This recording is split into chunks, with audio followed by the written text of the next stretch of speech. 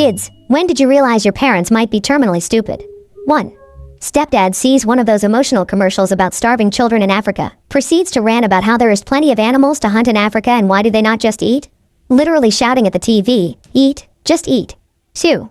Finally, a story I can tell. Every Friday, my mother goes grocery shopping. It is a block away, and she usually drives there. On this particular day, after she finished shopping, she decides to walk back. The next morning, she woke me and my father up to let us know her car was stolen. Cops come. We fill out paperwork, and in the meanwhile, she gets a rental car. That is not even the best part. The following Friday, she drives again to the grocery market and parks right next to her stolen car, which is a champagne-colored Mitsubishi Diamante. Not such a common car color. She comments how similar the car looks to hers but makes nothing of it. A few days later, the cops call us to let us know the car is in the grocery store's parking lot 1 block away. Yeah, I got plenty of other stories, but that is probably the best one. 3.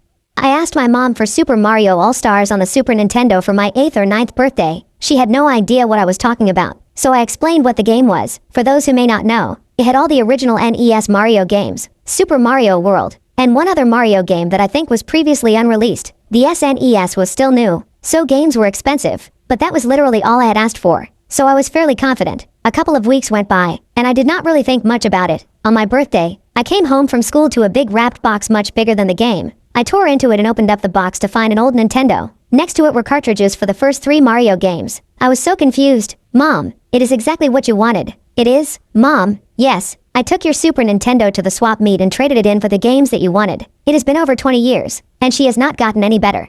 4.